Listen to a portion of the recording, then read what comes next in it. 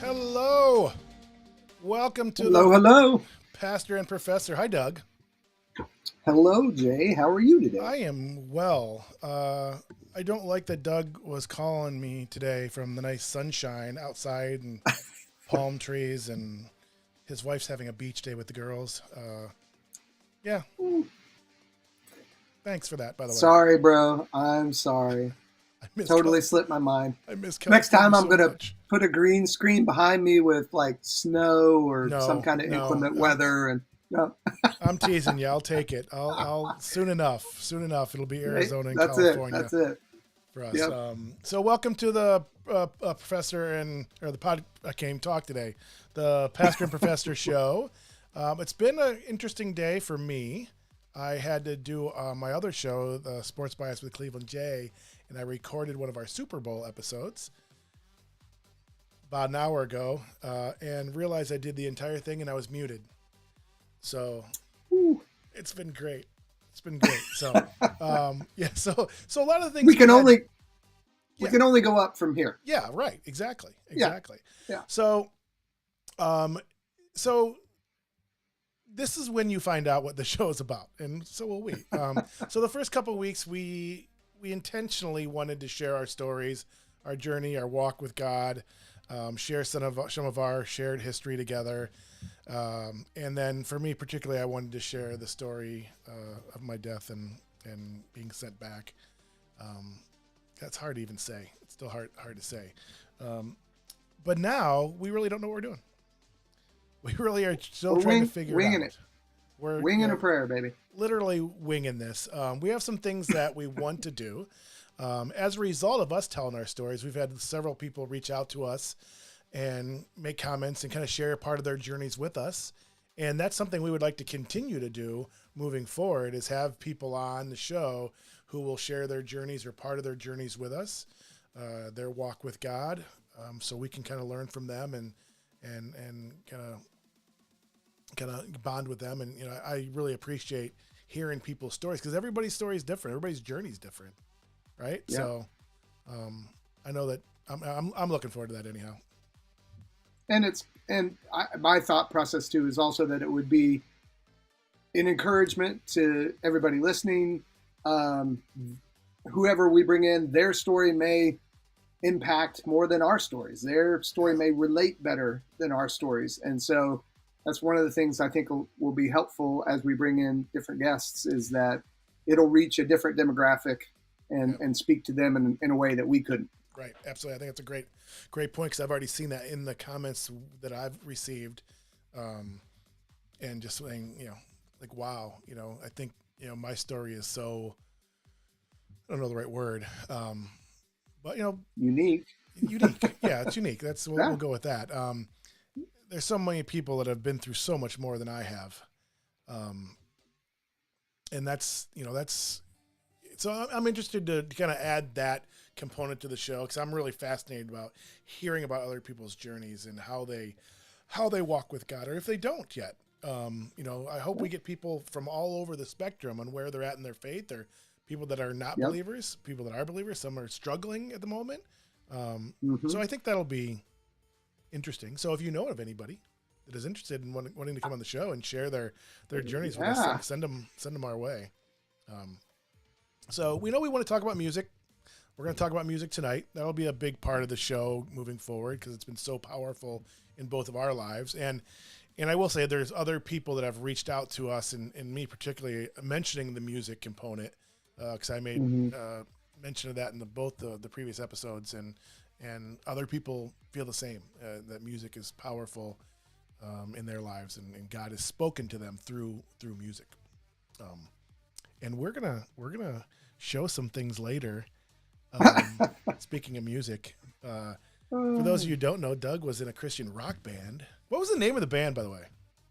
The band's name was Overdrive, and we started out as a Christian rock band. We segued and evolved into actually a Christian heavy metal band. So you'll get to see some early. Yes, there is a difference. Early day pics. Where we tried really hard to look cool, and then later pics where we actually looked, I think, pretty cool. And we were actually really good musicians and singers. And we're going to let everybody else be the judge of that, Doug, because we have pictures. We have pictures that we are going to bring out tonight. You are going to see long-haired Doug in his rocker days. So that'll be fun. And we'll talk a little bit about his rocker days. Because I'm fascinated about this. This is something we haven't talked a ton about.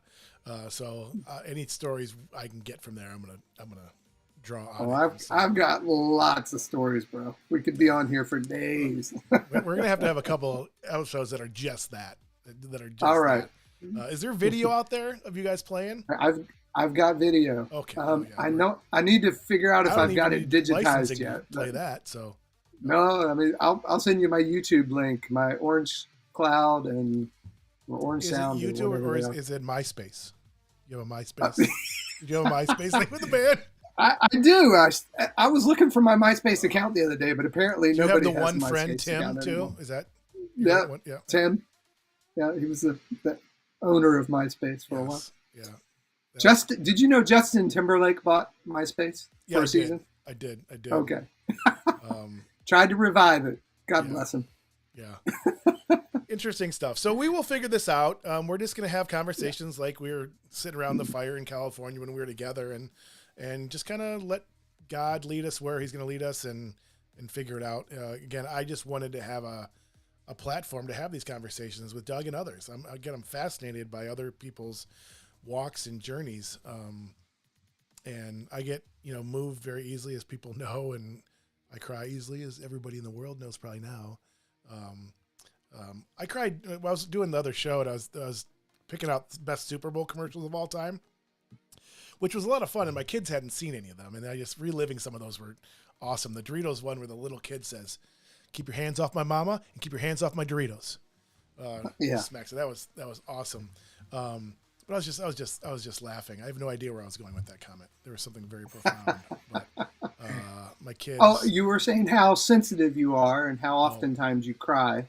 I'm watching it with my kids. Not that one, but the other one. There was one from last year, Jessica Long's story. She was a orphan in Siberia and was a 16-time gold medal winner and paraplegic swimmer.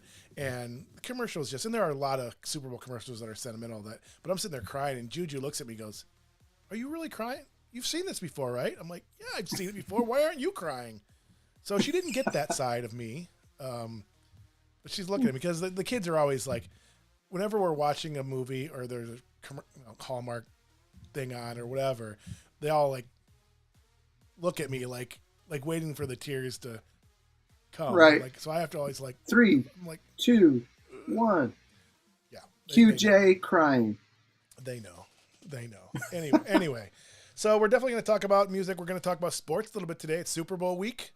We have some things to say. We wanted to do a little bit deeper dive into food than we're going to be able to because of my muting incident, but we are going to talk about food a little bit today. That'll be fun. Yep. And yeah, again, it's just an opportunity for us to talk about our faiths and our journeys and share it with others, and hope people respond, and a way for me to hang out with Doug and go from there. So we're going to start off by, I want to talk about last week, kind of my reactions to it and kind of what's happened since. I think one of the most interesting comments I got was from my mom right afterwards. And my mom knew the story, obviously. She was really upset. My dad couldn't not watch it. It's still hard for him to see me have gone through what I went through. And my brothers, two of my brothers, are pretty much the same way. So they haven't seen it. One of the wives did, and she reached out to me, and I was so thankful. I've not reached back out to her yet because I've been busy. But it means a lot to me that people are responding and seeing it and having a reaction to it. We're gonna have somebody on in a little bit. My friend Karen. We have our first guest, by the way. We have our first guest joining us. She's going to come on and talk a little bit about her response to our show and my story particularly. I wasn't prepared. You guys obviously saw how emotional I was last week recording it, and I'm glad I recorded and didn't do it live. But then even watching me watch me, and then I watched me again. Then I watched it back of me watching me do it. It was still it was a lot rawer than I thought. So I was unprepared for how much resurfaced, how much some of these things are still affecting me that maybe I didn't realize it. I've been trying to move forward with working on these shows and just trying to keep moving and letting God work in my life, and kind of just letting things happen and not forcing anything. But I've also felt like I realized last week that I was kind of still numb to some things and still have not confronted is not the right word, but last week was hard. It not sent me back, but like it took 3 steps backwards and 2 steps forward. But I guess there's some of that in my mind that, the whole question of identity that we talked about, and hopefully we have a little bit more time to talk about that later today. But, yeah, I mean, things were better than they were, but I'm still, I'm not there yet. Maybe I thought I was, or I was getting there. Even though I talked about, crossing that line, all that is still there, but there's still questions and pain. And, I still don't, it really brought back more than anything, the question of why I was sent back. I hadn't thought about it in a while, at least in that way, and I wasn't going to cry in this episode. Yeah, I still question, and angry is not the right word, but like, why show me what you showed me and send me back? So I'm still working on that. So, Yeah. so it was hard. It was a lot harder for me, than I thought, Doug. Well, yeah, and again, understandable. It's fresh. You're processing. There's a difference between, something that happened 20 years ago that you've had time to work through and process, and you mature and you kind of have a different viewpoint and all that kind of stuff where it helps you. I lost you guys. Hold on a second. That was weird. You probably timed out. I can still see you. Okay, good. Sorry about that. Yeah. My screen disappeared for some reason. So anyway, yeah. So something that has been this recent for you. You're still raw. You're still fresh. It's still going to take some time to process and get your thoughts together, and also hear from God and get some downloads as to his perspective on it. So we have the blessing of time and a lot of our things that have happened in our life to be able to process and work through. You haven't had that yet. You're still, it's new. So, you got to grant yourself a little bit of grace too, that, you're going to get some answers. We also need to remember that it's God's prerogative to say, you'll find out, just not going to be right now. Yeah. And again, I've been patient. Yeah. But yeah. I guess there's a little impatience now because I'm doing better, and able to at least function in some sort and work for spurts and stuff. I started cardiac rehab last week, and then I messed my back up, which has been another thing about this week. But I went to cardiac rehab today. They sent me back to cardiac rehab too because of what happened with my catheterization and everything. But yeah, I mean, there's like also that was like kind of backtracking, so that kind of sent me back. I mean, I'm happy about it. I'm excited, to get healthier and so forth, because I think I've lost sight of that a little bit since we got into the cabin. But anyway, I appreciate the opportunity to share that story. Not necessarily, again, not knowing why I'm supposed to, but I'm going to continue to tell it. Hopefully I can tell it in a way that, is more impactful and I don't break down and actually can tell. Because there's some other things I want to say about it too that I'm not able to yet, because and I've learned that, I've learned along the way different perspectives of it too. I can see differently from a lot of different angles where I couldn't before. So, we'll talk about that as those come up over time. The other thing I wanted to say is I am so thankful for all the people that reached out to me. This was a very scary thing for me.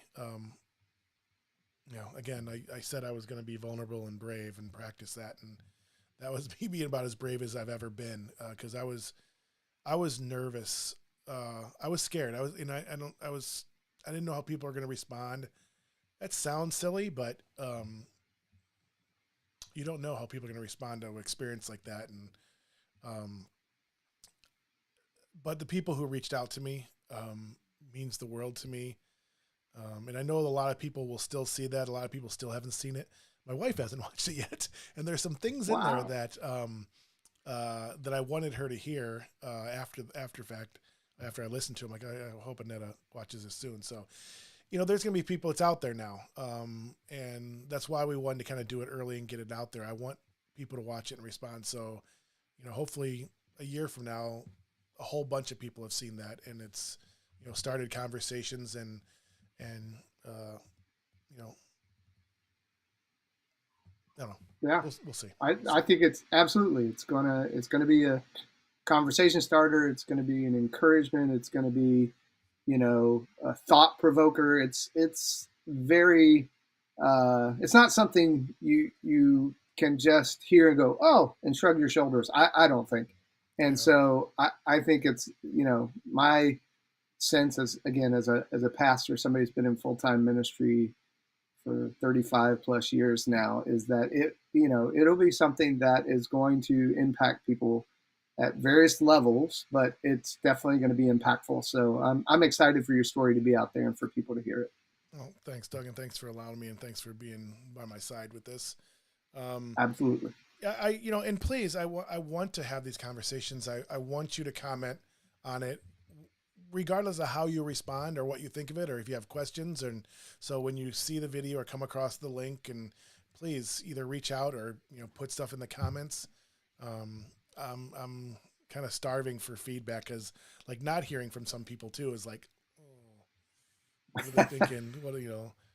And I know it's for the people who know me, it's probably a rough watch. It's probably a rough Mhm. thing to see somebody you care about, so emotional and going through something so profound. Because it has changed me completely. I mean, not only physically, I have these cognitive issues that I'm struggling with, and today's been a bad day with that.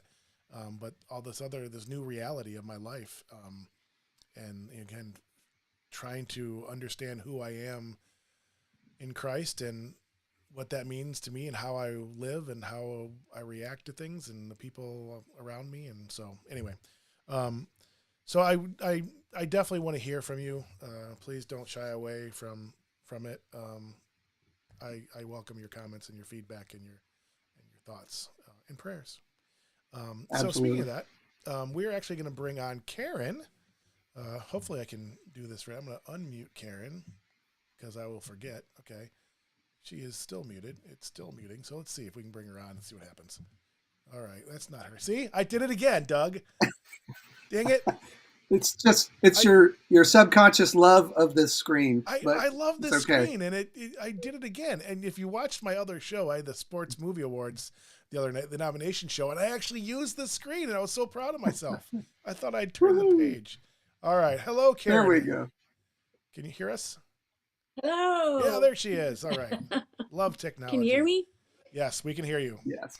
So thank you, Karen. Karen's a friend of mine who was one of Okay. those people who reached out to me. She actually saw the first episode, all three of you. I'm one of the three. I don't know. I don't know how many people were. But she reached out to me after that first show, after Doug and I shared our journeys, and she shared some stuff with me and how it impacted her. And then she reached out after last week's episode, and it was very meaningful to me to hear her thoughts on this and her share what she shared with me. So we brought her on tonight just to kind of share her thoughts and comments on our show so far and the journey she heard or my story last week, and kind of do that and then have some conversation about music, hopefully, because she had mentioned music to me in one of her things, so I wanted to pick her brain on that. So anyways, so welcome, Karen. Do that too. Yeah, thank you. Thanks, Jay. I just wanted to say that I happened on your show on Facebook that day, and it said the pastor and the professor, so that kind of piqued my interest. I know Jay and I worked together in the past, and just kind of hadn't seen or heard from him in a while. And then when I read what it was about, I was very intrigued to see what journey you had. And my story is about death and loss. And so when you had said, you died and came back to life, that kind of piqued my interest. So, and I really enjoyed it. I actually, it gave me a lot of food for thought. Doug's book, I was interested in learning more about that. And then wanted to hear your story, and actually resonated some with me on the music aspect. Music speaks to me, my soul. God, I believe, speaks to me through music at different times in my life. And so yeah, that's why I have listened both weeks just to see what you guys have to say, and to learn from it too. So it's been fun. Well, I appreciate you Fun and listening. hard. I mean, it's been fun to see what you guys have to say. Yeah. Yeah, so hard. It's brought up stuff for you that that's difficult to face and talk about. I mean, that's why Yeah, I wanted to do the show too. I and wanted to hard just start to hear what conversation. you've gone through. Yeah, yeah. We have a little bit of a delay on my end, but we'll see. Hmm. It'll work out. Yeah. Yeah. Again, I appreciate you, the kind words, and you know, I'm glad that you reached out because it means the world, and I'm hoping that we can have more conversations off the line and have coffee. And I want to know more because I'm fascinated by your story. Hmm. And that's what I was saying earlier. It's everybody has a Yeah. story, as a walk, and it's all different, And there's Hmm. people that have gone through a lot worse things than I have, and been through more trauma than I have. I've been blessed with not having to deal with a lot of stuff, but there's people out there that, and you don't. Something could seem little to you, but it could be huge, fundamentally profound to them. Hmm. So, Hmm. was there one thing in Right. particular that kind of caught you from one of the shows that struck a nerve, or was hard to hear for you to hear, Yeah. or No, actually, it was your part. So and I'm gonna get emotional too. But I mentioned to you earlier today that my story is about loss. I lost probably 5 people in my life by the time I was 19 years old, and when I was 13, something very tragic happened. I lost a cousin of mine who was 10 to an accidental shooting. And I went to her funeral, and it was frightening because they had an open casket. And I was fearful of death from that point on until I was 30 years old. I was afraid to fall asleep as a child. I struggled. It was funny. It usually was on a Sunday night when I would have my worst battles with fear. Um, and it took me until I was 31 years old to be able to get past that, to not fear.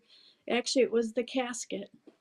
Um, and my grandmother had a massive heart attack in the hospital, and I went down to help my mom, to be there and support my mom. And on my way down, I was like, Lord, whatever you do, don't put me in the room with my grandma when she dies, because I was terrified of what that would be like.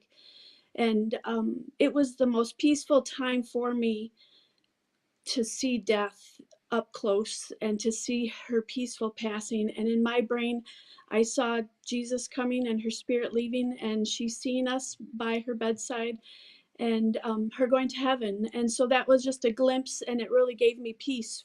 I mean, I'm not bothered by it anymore.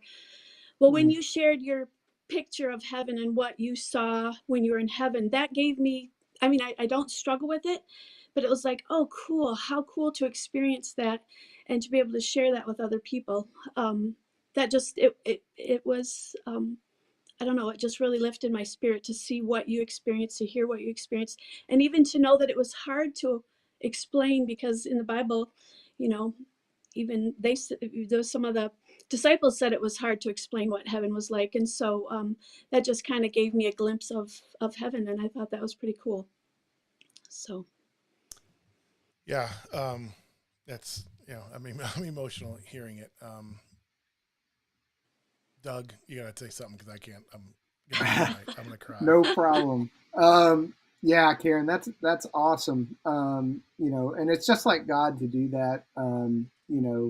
He's a God who redeems, restores, resurrects if necessary. Jay's evidence of that. mm, And but looking back on my own childhood and things that I struggled with and things that I went through and things that carried into my adult life, and watching God in the healing process bring me to certain moments that were the turning point, or the tipping point, mm, if you will, and see Him take something that for us, had been such a hard place or a hard circumstance, and then relieving that off of us and taking that burden off of us, or that fear away from us. And um, that's just awesome to hear, how impactful that was for you. Because I believe that's the heart of God. He desires to turn things around for us. He desires mm, to, change us and change our circumstances in such a way that we live a blessed, fruitful, you know,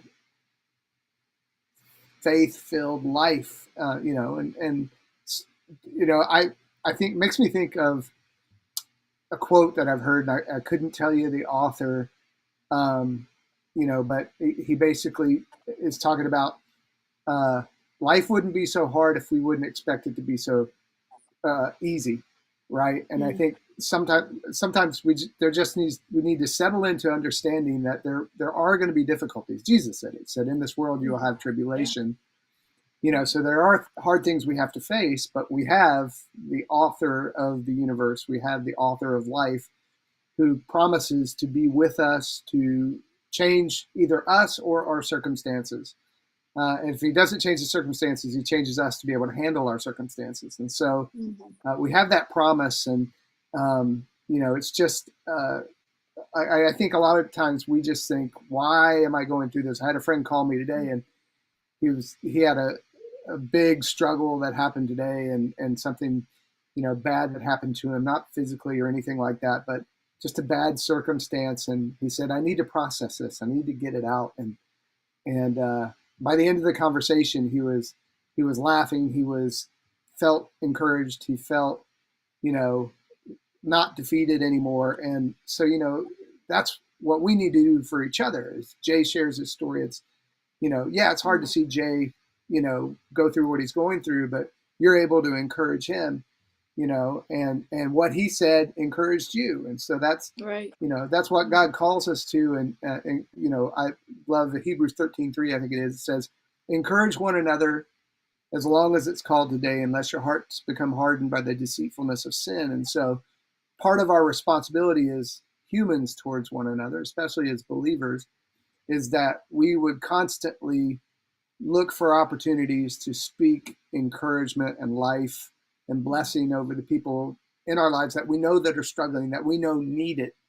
And I think sometimes we can get so myopic and go, oh, I'm struggling with this, or I'm dealing with this. And, if you can't take your eyes off yourself and your problems or your bad situation, it has a tendency just to keep taking you down. And so we need to first get our eyes on God. He's the glory and the lifter of our head. And then secondly, we need to look for opportunities to give. Give, and it will be given back to you, right? Good measure, pressed down, shaken together, and running over. And so I think if we are proactive in looking for people in our lives that we know are struggling, that we know need a kind word, that we know need prayer, whatever it is that we can do to have a positive impact on their life, to sow some good seed in their life, to be there for them, sometimes just to be a listening ear and to let them talk. Then that's, I think, what changes our world, what changes us. And I'm glad that you were blessed, and I'm glad that you turned around and you were a blessing to Jay. So just watching this, it's just seeing it work the way I believe God intended it to work. Yeah, thank you. Yeah, there's so many things you said in there that I was going to write them down and I didn't. So one of the things that stuck out to me after going through that was seeing how hard life is here. And so I think I still struggle with that. But again, trying to walk my faith and be who God intends me to be, I'm still understanding and learning that. And yeah, it's having this conversation. How awesome is this? This is exactly. Yeah. I've never been able to do this before. Not that I didn't have anybody to do it. I didn't trust. Maybe I had trust issues, or I didn't ever show this side of me before. And maybe part of it, I'm older, and I'd already been going through kind of a spiritual thing before my heart attack. In the last couple of years, I've really been taking a hard look at everything in my life and how I want to live, how I want to raise my kids, who I want to surround myself with. And, I didn't have, I'd never been able to have these conversations. So this is all new to me. It's exciting for me. It's exciting for me to have, Karen on and other people on and have these and feel more and more comfortable in talking about God and faith. But most importantly, understanding who I am and what my role is here, and acting out my faith. It's one thing for me is having this relationship. My relationship with God has always been so private to me that that's not what God's calling me to do. Now, it's clearly not that I need to live out loud, and no, it's cliche, but and I don't know now how to just necessarily do that. But there was a couple points in the last couple weeks that I haven't felt myself since that, and there was a couple moments. One, I was at the grocery store, and I was in line, and the kids are with me. An older couple was in line behind me, and I went actually through the thing at Meijer, and Karen will understand that. I don't know. You go through the line at Meijer, you're there for like an hour. I mean, just watch how slow they scan stuff. It's unbelievable. Like they're trained to do this. But I was the only one. I think we just lost Karen. She'll get back. I think she dropped her phone in our tech check, so maybe that's what happened too. She is calling in from her phone. But there she is. Let me get her back in. There you are. Sorry, I got kicked off. That's right. So I'm at Meijer, and this old guy is back there, and I had a loaf of bread on the end, so I didn't get on the cart, so it was stuck there. And I had made some joke about. He said, "Is this yours?" And I'm like, "Yeah." He's trying to steal my bread. Like, just gave him this look, and he's totally joking. He's laughing, and then I was messing with the teller. It's like, make sure you check them, because I was like trying to tell her like nobody else knew. It's like, make sure they're sketchy. It was just one of those things. It was so simple, but it was one of those moments where it was all joyful and fun, and they were laughing, I was laughing, and I don't know. I can't explain it. It was a moment that I saw myself thriving again, I guess is the one word. And then there was another moment where we had a friend call up, and she's she wanted to come hang out, and we were really busy.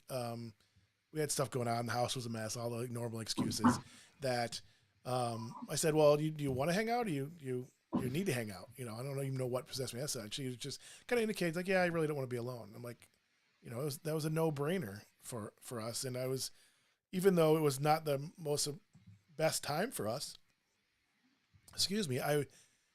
I was so thankful that she had a place to go, and that we were living that. We didn't turn away, because there's times in my life I should have been like, I'm really tired, or this isn't a great time. It didn't matter to me if it was a great time or not. There was a friend in need, and even if it's just a simple need, just wanted company. I really saw God in that moment of acting out and living my faith. And again, it might sound simple and to some people that it was just a simple act, but there's so many of those simple moments in life that are so impactful, and I was just thankful. I was just thankful that we could help. We could be there for somebody. And I don't think that's always been the case. Let me just piggyback on that just for a second, Jay, because there's some identity stuff in here that maybe you don't even know you were talking about. But when you were saying that, these simple moments, they become pivotal moments. They, in a lot of respects, determine, who, or it shows us who we are, and it determines who we're becoming. As we say yes to certain things. And so, somebody else may be out there with a homeless feeding ministry, right? They're out there every week, handing out meals and all that kind of stuff. But they started at a place like you just described, which is they had that one moment to be kind to somebody at the end of a off ramp, off the 101 or 405, where there's someone standing there with a sign that says, need food, right? Or I'm hungry or whatever. And that's those type of moments that we encounter, become segues to when we say yes, when we exercise compassion, when we, are kind, when we share a smile or a laugh with somebody, it becomes easier to do it the next time. And that really starts to determine the person that you are becoming. And so I wanted to catch that, because I thought that was very important. It's not just a simple, okay, I'm getting back to normal. It's really a part of how God is changing who you are. I think I sensed that. Karen, go ahead. You were going to say something. I was just going to say, I agree with that too. I in some of my darkest time, one of my darkest times in my life, I wondered why I was going through it. Would I ever be back to normal? Would I ever feel better again?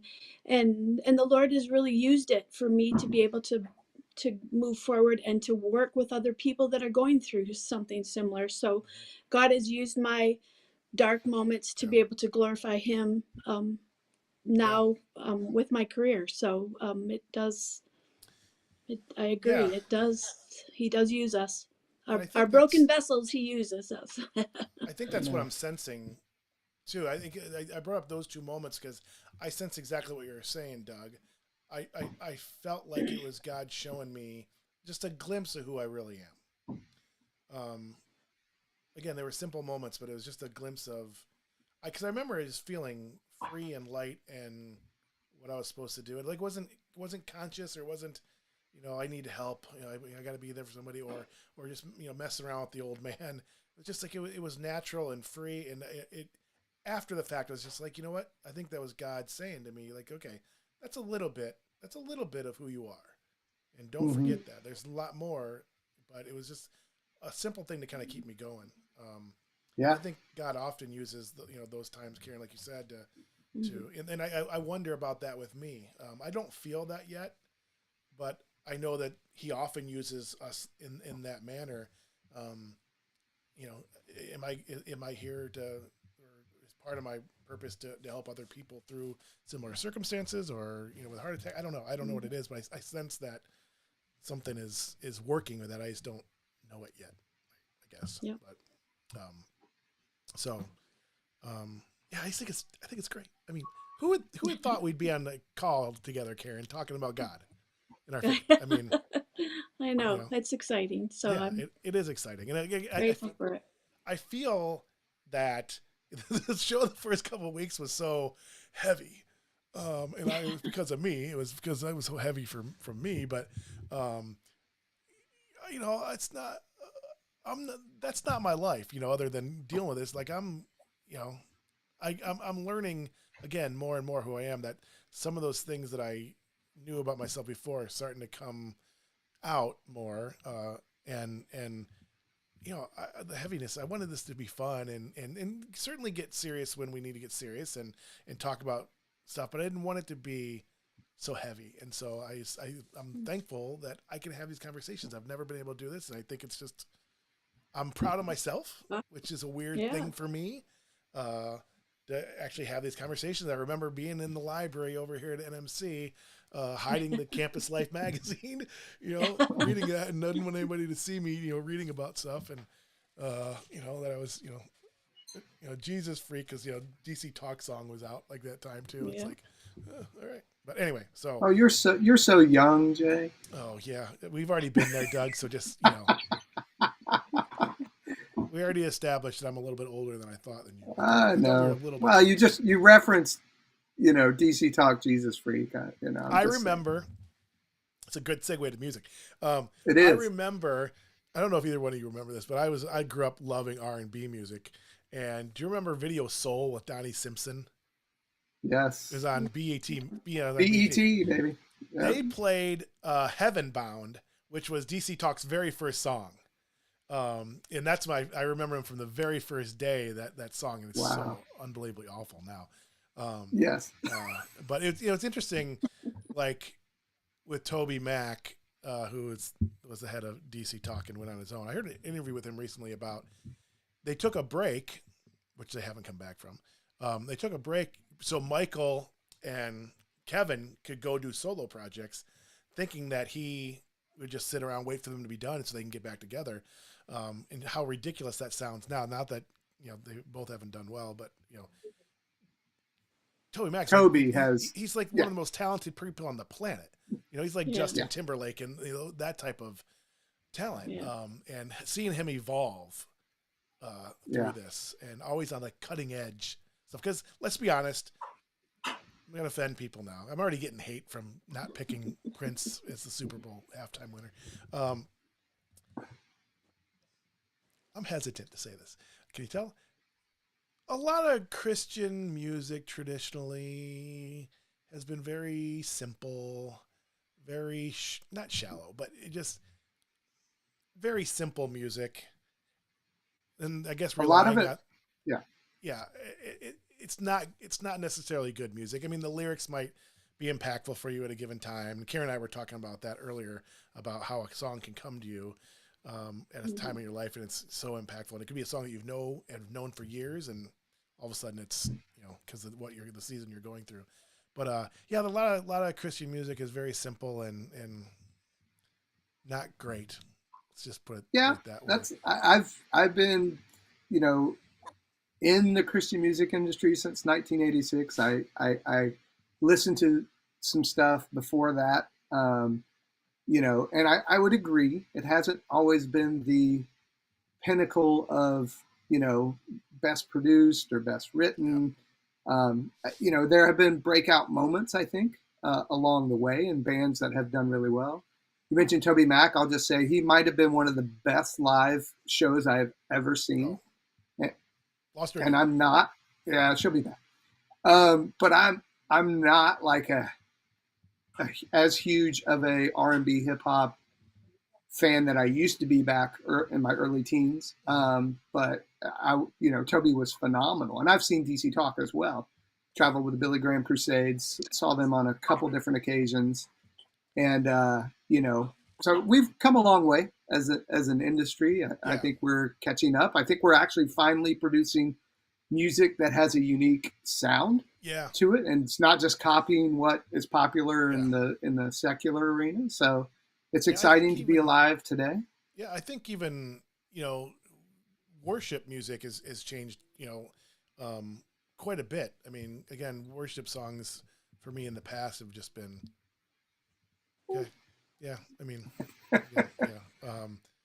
And again, maybe it's me changing, my heart's changing, because you know, yeah, maybe it's that, but anyway.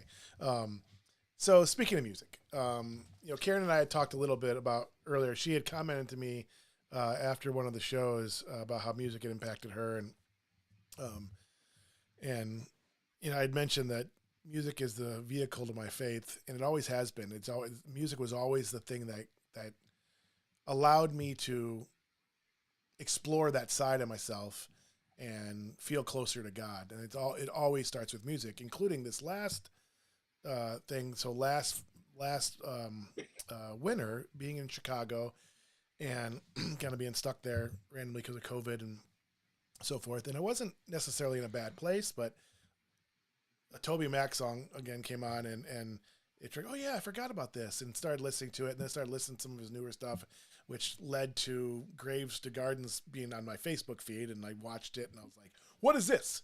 It's like, I mean, the energy and the excitement. It's like, yeah, this is the Mhm. stuff I like. This is the energy I like, and and since then, as I'm looking at Elevation on the screen, it's impacted me. I can't even begin to tell you of all the different times in my life that music has impacted me. Now it's just like I can't get enough of it, and I hear things Mhm. differently and connect, and so I was wondering, for both of you, kind of a question to both of you. um, Two questions. One, are there songs from your past that you connect with, like, or you go to in a time of need, or you can remember a song from a time of need? And it could be, it doesn't have to be a Christian song. Like Karen and I were talking about earlier, I have a whole playlist of, you know, happy feel good songs that just make me Yeah. happy and move me. So are there Hmm. songs like that in your life that you either go to or you can remember a season in your life that it meant something to you? And I guess the second question would be, what are you listening to now? So let's go with Karen first. Mm. Karen, ladies first. Yes, Jay, I have quite a few songs in my past that different seasons. Actually, it's interesting. If I hear a song on the radio that is from my past, it brings me right back to where I Mm-hmm. was at that time Yeah. when I heard that song. There's something better I, about hearing it on the radio too, isn't there? Versus you just playing yeah, it on your thing. It's just that it randomly comes yeah, up. It's like, oh, yeah. yeah. um, yes, there were. I know one that was big. I told you earlier, back when I was in college, I had a friend who was had a brain tumor, and Cool in the Gang, Cherish, Mm. the song came on at the time, and I didn't think you'd probably know that song, Oh, but you did. you have no idea. There's not a And probably bigger Cool in the Gang fan on the planet. So yeah, right. Nice. And that really spoke to Neat. me, and it ended up I wrote a note to our church just to ask for prayer for him, and he ended up waking up from a coma the next day, and so that was just a Wow. huge time where I saw God answer prayer, and it was through a song that was not necessarily, it wasn't a Christian song, and but music, yeah, speaks to me deep down into my soul. And if I'm going through a tough time, usually God provides a song to me. And then I just tend to listen to it over and over and over again for days, months, mhm, and until I feel like it really just seeps my whole body, yeah, mind, and spirit into that song. And I was telling you earlier too that sometimes I wake up with music in my mind going through my mind, and usually kind of listen to what song it is and how it may impact my day. So that's so funny because it's exactly what I do. Like there's like again, yeah, I keep on harping on or keep on mentioning Elevation because it's I'm in one of those moments where yeah. anything Elevation, Brandon Lake, Chris Brown, I am Maverick City. It's like, but those songs I have it like wait for you or one of those songs in my head when I wake up. It's the first thing I think of. So Hmm. it's I'm in that one of Yeah, those moments right now. And Cool in the yeah. Gang. So I'm a huge Cool in the Gang fan. Now I also have to say, um, the song "Celebrate" is one of the worst songs ever of all time. It's the song, one of the songs I hate most. There's Monster Mash, Achy Breaky Oh Heart. yeah, yeah. It's just some song. So when I was in Wow. seventh grade, the boys were playing basketball. The girls had a divider gym. The girls were having modern dance, and they were doing a routine to celebrate for 6 weeks. That's all I heard. Oh Um, my gosh. and I was That's a big why. Cool in the Gang That's fan why. way back from Ladies Night and everything else, and even before that. But that Cherish album was Tonight Yeah. on it, and I still have the best record I have is a 12-inch mix of Fresh from Cool in the Gang. So Mm. Get Yeah. Down on It. My Yeah. boy loves Get Down on It. Oh Get yeah, Down, God. yeah. I like that one too. But I hate Yeah. Celebrate. Anyway, little aside there. All right, Doug, what about you? Well, first I'm going to start off by saying that Cool and the Gang came and played a concert in my hometown at the Oh university wow. that was there. That was one of my What year, first, oh gosh, roughly? 1980-ish, Yeah, okay, 80, okay, 81. Well, when about that did, time. yeah, right around that time. Um, so I got to see him live. That was pretty awesome. Um, for me, this is a plethora. I like it's hard to pick. Like I got 100 songs running through my head right now. I will say this: probably one of my favorite pick me up songs. Just like if I'm struggling, is "Carry On My Wayward Son" by Kansas. Mm, Just yeah. lyrically, that just brings me. Yeah, It centers me. It just keeps me humble. But it lets me know that God is in my corner. Kerry Livgren, by the way, if everybody doesn't know, is a believer, and many other the Kansas band members became Christians, and so. Mm. But I don't know that they were necessarily back then. But can I interrupt again? Can I great. interrupt again? Yes, yes, yes. So it's so funny. I think it's just a so interesting conversation because I remember being a kid with Kansas and "Carry On My Wayward Son" song on. I remember sitting there and like I had a basketball between my legs and just beating the basketball to the beat of the thing and like hearing the lyrics for the first time and like really liking the song and not understanding, like never hearing lyrics like that or at least paying attention to lyrics like that. Because again, I was feeling called to God and pulled from God way back then. And I remember listening to the lyrics and just pounding, doing that little drum solo or whatever. Yeah, so Oh yeah. I have a connection to that song too. Well, and it's just a phenomenal music. Yeah, I mean, like the musicianship in that song is like incredible. Um, so that's my non-Christian song that I'll shout out, which I have a gazillion more. But for me, I go back to milestone eras. So like sometimes I'll go all the way back to when I first became a Christian and I was listening to Ron Canoli, who's Hosanna Integrity. Jay, I don't know if you ever have heard anything that he's done, mm-hmm. but just he spoke to me in that season of my life, and got to see him actually record 3 live albums at different times, and so some of his songs, and then it was Hillsong, and then it was Jesus Culture, and then it was Bethel, and I've graduated up to Maverick City and Elevation now, but there's people, worship leaders that not many people know about: Nina Landis, Rick Pino, Leonard Jones from Morning Star, Don Potter as well. Where it's, it just depends on what I'm dealing with. Yeah. If I need some good warfare songs, I'll go to a certain worship artist. If I need good, just in-depth adoration and worship where I just need to prostrate myself and get before the Lord, there's certain songs and things that I'll go to. But currently Maverick City and Elevation definitely have my ear most of the days of the week. I was so excited so when he good. told me that. I asked him like a month ago or so, and he said it. I was like, "What? Really?" Yeah. That's where I'm at currently. But even I'll go back to my Christian rock, Christian metal moments. I'm at Old Petra Res Band, Striper, Bloodgood, go-to bands, Barren Cross. Yeah. I after we mentioned it last week, I played Beyond Belief. Do you remember the video for that song? It was the desert one, right? It was awful. Yeah. When they're in the desert. Oh yeah.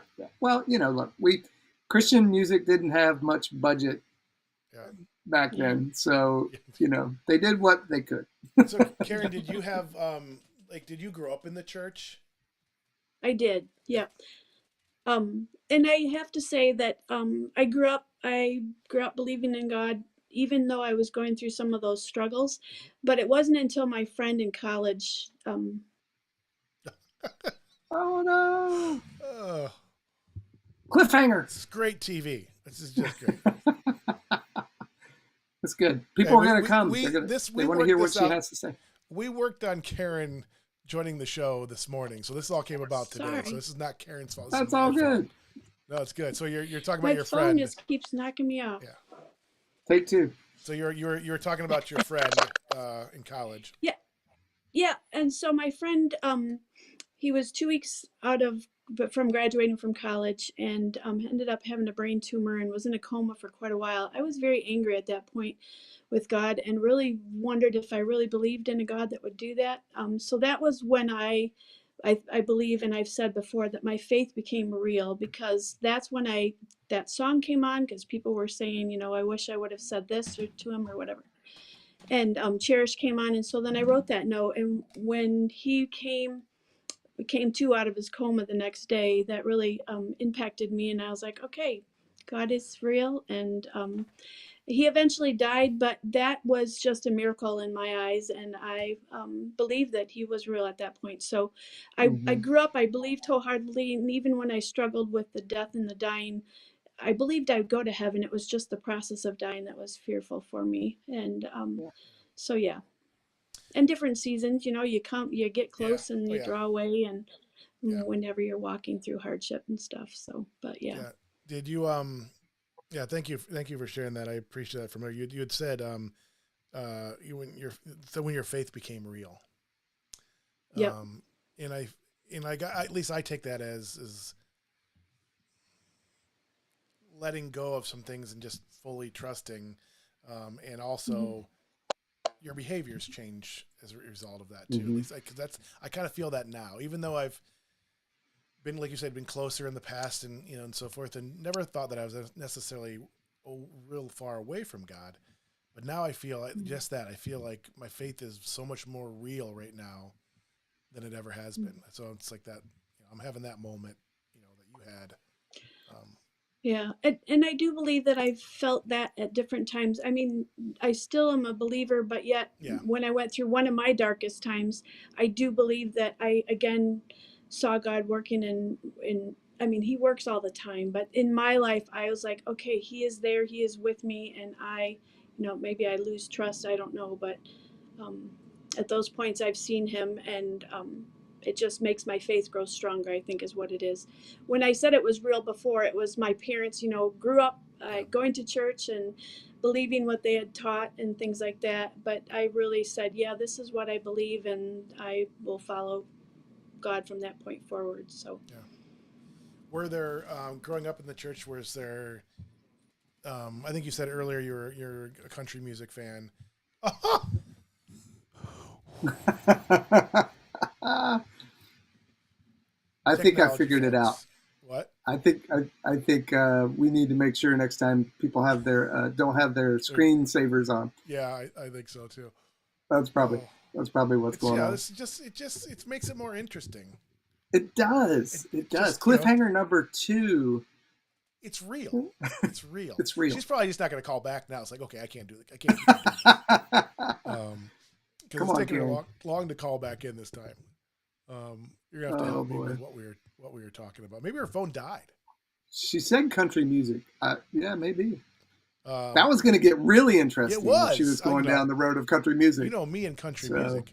Um, yeah, maybe her phone died. I don't know. Let's see. I'll go back to that one screen until she comes back on. oh yeah, your favorite See? screen. There we go. Comes in handy. Yeah, I mean, again, we're going to talk about music a lot. I asked you guys that question, and I don't know if I have an answer to those songs. I do. I just can't think of them now because right now I'm in the midst of this, and that's kind of all I think Yeah. about. But there are certainly songs, but I can't really identify one. There was a song back to that time when I was at my parents' house in Indiana, and really, you know, when I knew that God said, rise and Hmm. go. There was a song. Remember Clay Cross? Yeah. Yeah, he had a song called "Surrender," or "I Hmm. Surrender All." Yeah. Yeah. That song was, that song just. I purposely sometimes wouldn't play it when it came on because it was so much for me. It drew everything out of me, and so I remember that song. Yeah, especially some of those early Christian music was just.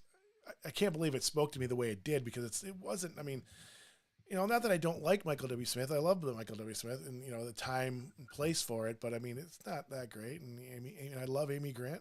It's and then there was Carmen. Remember Carmen Oh, and love me some Carmen. It was cheesy, but it yeah, was yeah, so, yeah, you know, it was entertaining. I'll yeah, say that. yeah, definitely. Oh, he was definitely an entertainer. And then Yeah. who was I was like remember Michael English? Oh yeah. Yeah, Michael was a phenomenal singer. he He was a was, and then good singer. that's the one thing too. So this is one of those moments, stuff I've always wanted to ask, and I don't know if it's really a question as much as a statement, but the hypocrisy, because Michael, who was I saying? English?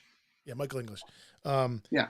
had fallen out of favor because there's some kind of controversy or something Right. in his life. I don't remember what it was, but it's happened with numerous Christian artists that if any mistake, any failure, anything, especially now in this day and age, because everything's Right. that like everybody abandons them and they're evil and they're not worthy. So don't listen to music or anything else, or like the whole Yeah. Christian industry will just what's the word I'm looking for? Not ban, but I don't know, Well, it's shun you. yeah. And Yep.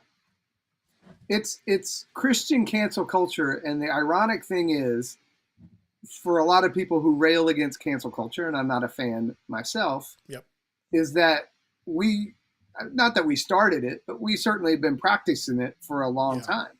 Yeah. And especially like you're talking about within the Christian music community. But it's also within church. It's also the people that failed that were televangelists and those type of things. And yeah, some of that may have been over the top, tacky, whatever to begin with, but we haven't done a good job as the church of seeking restoration, of seeking healing, of helping somebody get back up after they've fallen. And that's it's going to be a big part of my second book that I'm working on right now, in dealing with that, because, I definitely saw it in Christian music. We were doing heavy metal at a time when just even Christian pop wasn't allowed in some churches, some church circles. It was like, your music's of the devil, right? We had to deal with those type of things. Yeah. In the time that we were doing stuff, I had, get this, 7 earrings, right? Long hair. Thanks for the segue, Doug. Yeah. Oh, here we go. Oh, Here no, they come. I gotta go back to that other Yeah, you screen. got to go back to the other screen. I got another screen That's so all we're on right. the other one. Or actually, no, I'll lift it Yeah. up. All right, keep on talking. I'm gonna. Okay. So, that was hard, even in my home church, right? Where the founding member of our band was like just beloved.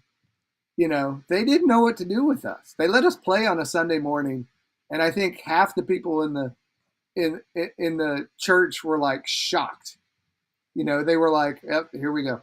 Uh, you know, here we are playing rock music in the front of the church, and church people who are used to church music, which was at that point Right. piano, organ, hymns, in the church that I grew up in. They knew who we were. They knew we were good kids. They knew, we loved Jesus, but they just didn't know what to do with the music.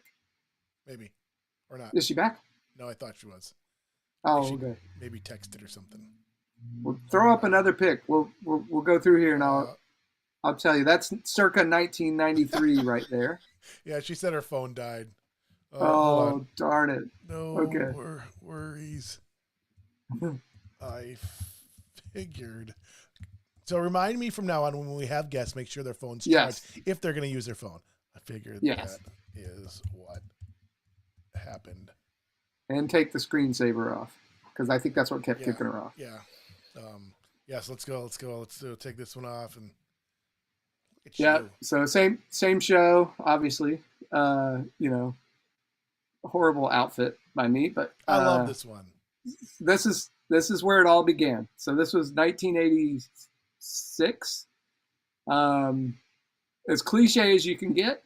A Good News Bible in one hand, an American flag in the other. My hair hadn't even gotten long yet. Were you able to grow a beard back then? No, I was like non-shaving still, probably, even at 17 years old. But if you look really closely at the glove there, I stole my sister's lace glove because Madonna was all the rage back then. Yep. Just to have something on my hand. Oh my gosh. It's the 80s, dude. Yeah, it was the 80s. Did you have one more, or is it just I do. Okay. Oh yeah. So that's when I met Monica, 1991, in Los Angeles. That's at LAX airport. And that day, or actually the next day, when I went home, I called her and asked her to marry me after 3 days. Really? So, yeah. I didn't know that story. Heard the audible voice of God. That's for another episode. But yeah, it is. Yeah, but we were just hanging out, and God said, "This is your wife. Ask her to marry you." So there it is. Oh yeah, all right. I'm not going to dive deep into that now, but we're going to. We'll come back. We'll come back around. We're going to have to get her on. We should do a show with both wives on. Yes, absolutely. I actually wanted to have Annetta on and get her side of everything that happened. Yeah. And maybe we'll still do that, but it won't be as heavy. She won't allow it to get it as heavy. Right. It'll be upsetting to me. But yeah, I think we should do an episode with the wives on and have some of these faith conversations and so forth. And that'd be fun. That would definitely be fun. Well, Doug, we're going to talk about sports. Yes. Let's close out with that. Right. We'll close out that. All right. So we will be definitely in the next couple of weeks, diving into Doug's book. Obviously, we didn't get to much tonight, but we'll do that over time. We'll do that over the next month, 2 months, and so forth. Because I have a lot to say. I actually lost my Kindle with all my notes. All my highlights and everything. So that was part of the reason. But so we do want to talk about sports because it's Super Bowl week. And I've been doing Super Bowl shows all week. Oh darn it! One of the things I wanted to do because I didn't because of not pressing mute or unmute is I sent Doug. I don't know if I have. Do I have it? Oh, wait a minute. Oh. Wait a minute. Did I send that to you in a text, Doug? Let's find out. Love your Virginia Tech. It's right. No, not that one. Oh, did I do it on? Might have been on Facebook. It might have been on Facebook, which I have that too. I have everything right and handy right here. Oh, I did.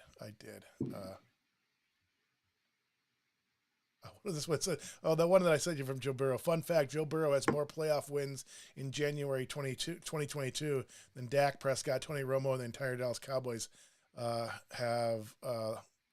Dallas Cowboys $6 million franchise has in 27 years. Again, Yeah. it's only funny because it's a Cowboys joke, but I'm a Browns fan, so it's not like I'm coming from the Steelers standpoint, or anything else. It's like, I'm saying this as a Browns fan. No, what was the other one I thought was really funny? That was the Scooter McGraw one you sent me. Oh, there was one that talked about so this is the second year in a row that the Super Bowl is the home team is playing at this in the stadium. They're playing in their home stadium. It had never happened until last year, and then this year it's happened again. So they decided to make sure that it'll never happen again. They're gonna have all the future Super Bowls at what's the name of your stadium? Oh, AT&T? AT&T Stadium. That way they'll know that it won't happen because the Cowboys won't get there. Oh, wow. I didn't see that one coming. No, I didn't. Yeah, I sent it to you. I thought maybe I didn't. I can't find it. Yeah. No, I missed that one. I'm from Cleveland, so I mean they're not going to host a Super Bowl in Cleveland outside in February, but right. Yeah. But yeah. Anyway, so what do you think? What do you think about this game? I haven't even really thought about the game as much as all the different shows I'm doing with it. But what do you think?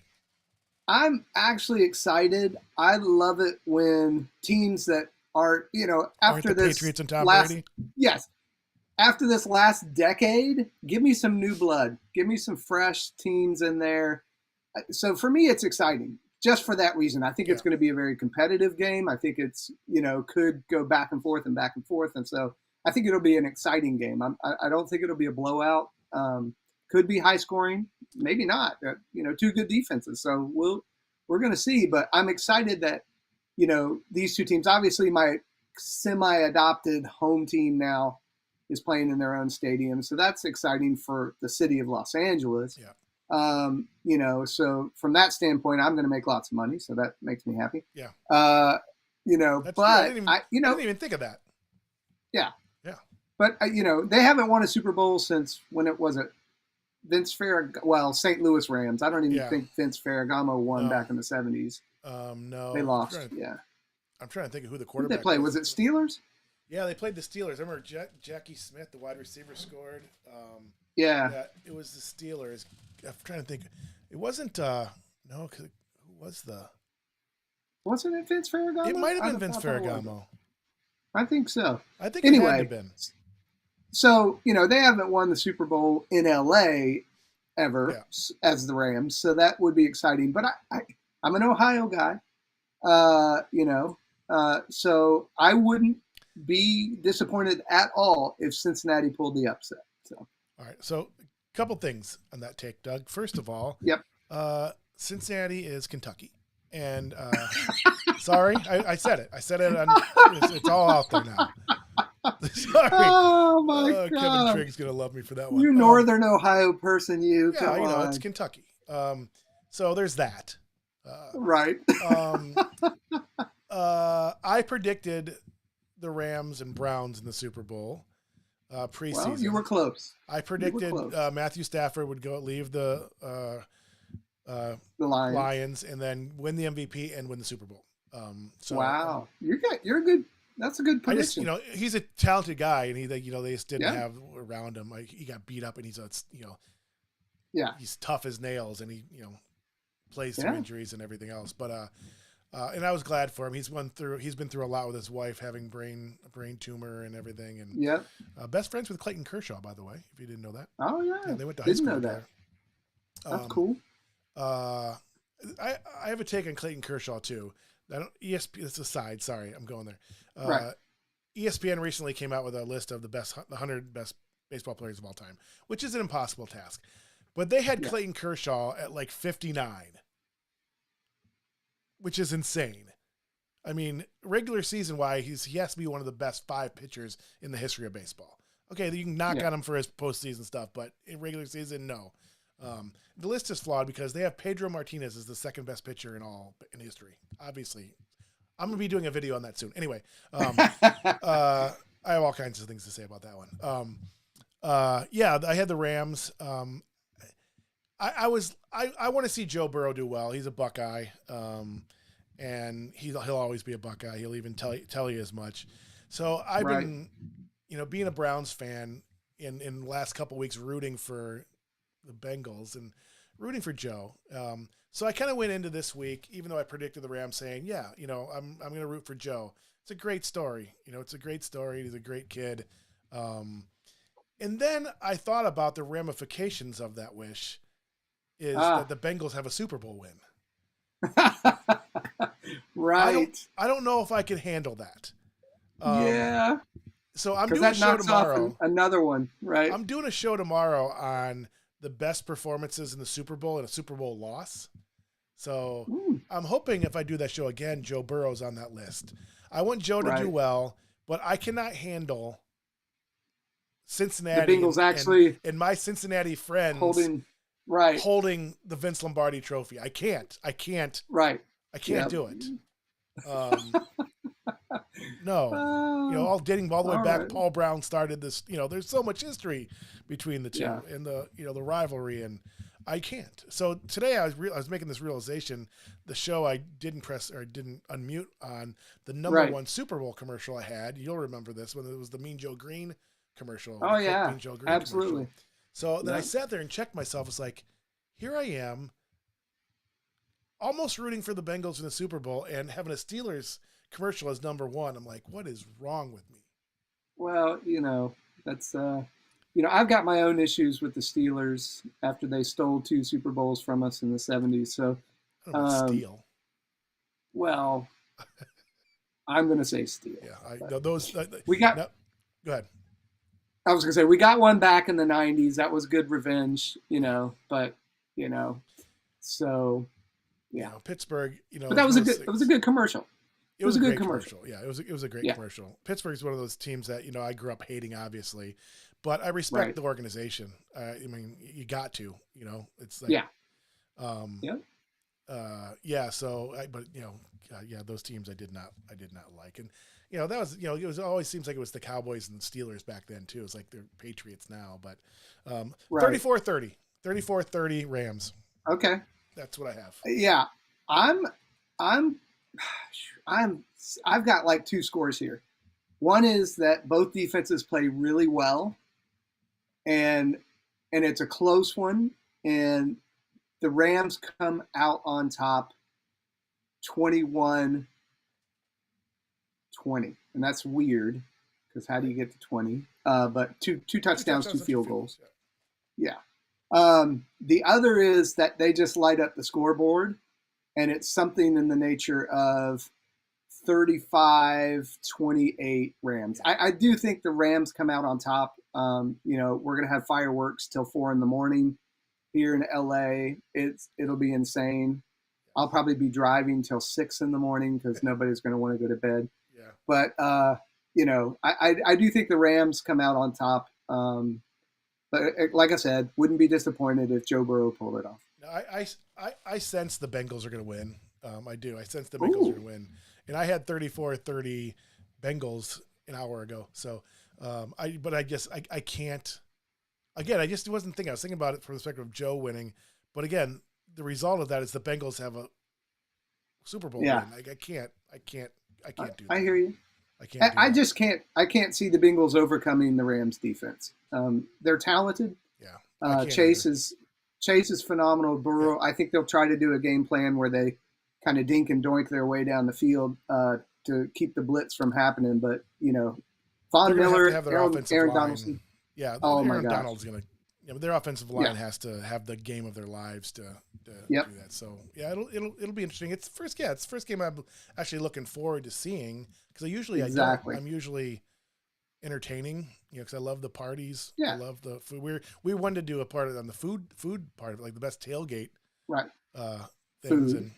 And I wish. Yeah. Let's mention a good dish, and maybe we can throw on the comments our thing for us. Our go-to tailgating / watching a game dish is this chili cheese dip that is phenomenal. Like you take a giant brick of Velveeta and throw it in with some really good chili and Fritos and Yep, scoops. scoops. Oh the my gosh, scoops. all day long. I'm like that becomes a meal for me during a game. Yeah, we will post some of our favorite recipes, Super Bowl recipes, tailgating recipes on our Facebook page. I have a lot. Chili would definitely be one of them. I always would make chili. Um, I love wings. I don't make wings that often, but there's a place in California, actually, when we lived in Temecula, a Chicago place, Rosati's. Shout out to Rosati's. Hey, Hi, Ange. Yeah, when I first moved to Temecula, from where I met Doug at in Calabasas, my wife was involved in a mommy group and kind of just to meet new people and so forth. And she goes, "You should go. Some of the guys, the husbands are coming." I'm like, "All right, I'll go." And this guy had a Philadelphia Flyers jersey on, and those are great jerseys. The orange Philadelphia Flyer jerseys, those are great jerseys. So I think it was just a T-shirt, but so I went up and started talking to him because it was playoff time, it was playoffs, and he goes, "Yeah," because I was talking about the Blackhawks because I'm a diehard Blackhawks fan. He goes, "Yeah, I was just at a Chicago bar watching the Blackhawks in the playoffs last night." I'm like, "What? excuse me? What? Excuse me?"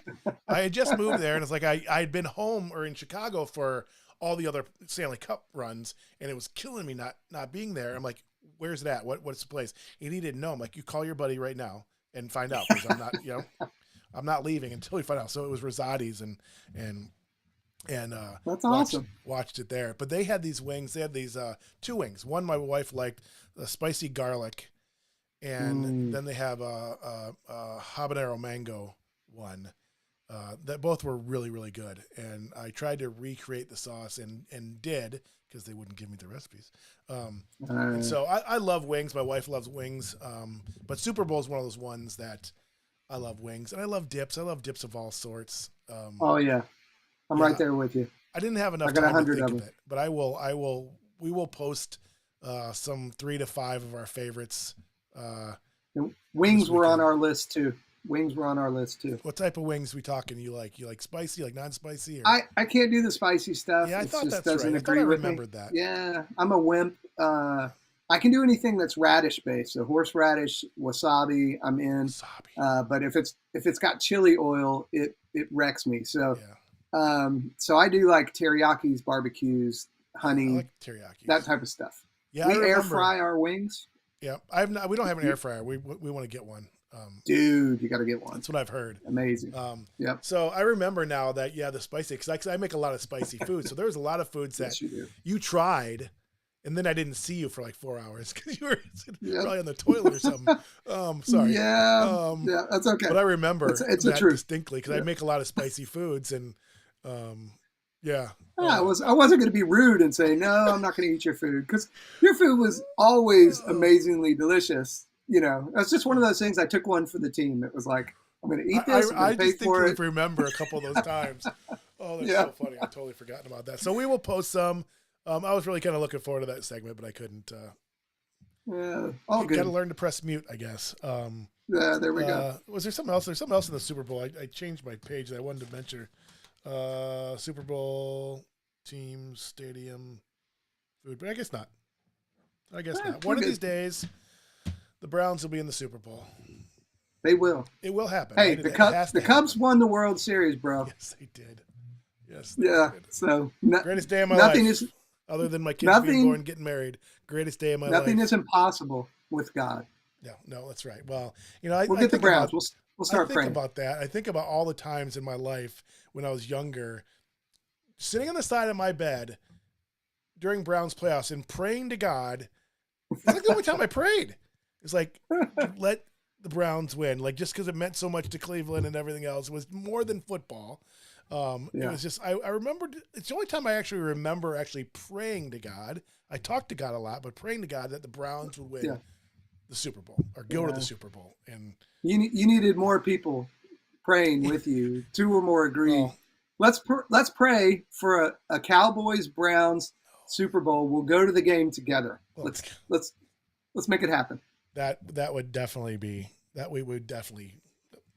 I don't care how Oh, much it costs we would us. definitely go. Oh yeah, we would definitely go. Although We I would always say that, with the way the Super Bowl is, it's so corporate and everything. Yeah. That, you know, I think I'd rather watch it, you know, with fans, you know, than be at those the games. But you know, World Series is different. But yeah, we'll see when it happens. You may want to be there. Yeah, I don't know. I think I'd have to be in Cleveland, Doug. I think I'd have to be. Okay. Yeah, that's true. You come with me to Cleveland. I could definitely see it. All right, I'll come. Even though the stadium is probably going to be at, you know, AT&T Stadium, so could be, yeah, because they're scheduling them all there, so they don't. That's funny. Anyways, all right, I've got family in Youngstown, so I'll come hang out with them and come hang out with you. We'll do both. All right, yeah. I see my Cubs hat. I was like, yeah, that was the greatest. Good segue. Day. Yeah, that Rosati's group. So I went there and watched the Blackhawks game and met a whole bunch of Chicago people. Just a magical time in my life. And we didn't necessarily love Temecula, but that Rosati's group, it's people I fell in love with, and we connected over the Hawks. And then that was the first run for the Cubs when we lost to the Mets in NLCS. And then I moved, and I remember just calling them from the bar I was watching the Cubs. We were all just crying, just like, you know, again, I'm an Indians fan too, so it was a rough night for that, but it was all Cubs. It wasn't there. But anyways, I dreamt that my entire life. So that was, other than my kids being born and getting married, that was the greatest night of my life. I can watch that play over and over. I jumped in the bay on November 3rd. Nice. It wasn't iced over, and I jumped in the bay. Other people were supposed to jump with me. They didn't. So anyway, all right. Well, next week we will dive into Doug's book. Yeah, if you're interested in being a guest on our show, that was fun. Karen's phone did die. She texted me a little while ago. So if you're still listening, Karen, thank you so much for coming on. And I will touch base thank with you, Karen. And you know, we'll have you on again when we're, you know, sharing, you know, journeys and so forth when you're if you want to and comfortable doing so, because I'd love to hear more, and I'd love to, you know, grab coffee and do that. So thank you for coming on. If you are interested in jumping on our show and sharing your journey and your walk with God, or talk sports with us, talk recipes, talk music with us, we'd love to have you. That was fun having a guest. Absolutely. That was fun. So yeah, we'll dive into the book a little bit next week. Find my notes or create new ones by then. And we'll go from there. We'll post recipes on the Facebook page. We'll also post some links to music that we talked about tonight. Doug is still working on his playlist. Yep. He hasn't started. He hasn't started. Nope. I'm not sure he knows how to create it. So yeah, that's probably more of the I'm going to walk him through that so he can create that. So we will have Doug's epic playlist at some point on there. But you know, Karen brought up, like Cherish and some of the, I have a million songs that I love. I have this whole feel good, and you know, I have different playlists for different moods, and I think I'm gonna put that one on there too. I think I'm gonna, you know, good. Some feel good stuff. So I'm trying to think what's absolutely on there. Little Steve Winwood. That's great. It's great stuff. Then I have my old like Higher Love. Higher Is Love, that what you're thinking? Yeah. Oh yeah, it's a good one. Annetta loves that song too. Yeah, there's a whole bunch of great stuff on there. For that. All right. We're rambling. All right, Doug. We will talk soon, and you're gonna work on your playlist, and we'll go from there. Sir. We're out. We'll see you next week. Thanks. Blessings. Yes, I'm gonna try to do this, and even though it's probably not gonna work, I'm gonna kind of do this officially. I'm gonna put on like a little theme song. Do you hear me? Theme song. Theme song. Those will be in our store soon. That could get weird. Those will be in our store. The pastor and professor thongs. This is going nowhere. It'll never make it on the show. I can't get the music on now. Oh, there it is. Well, there it is. All right. We're out. See you guys.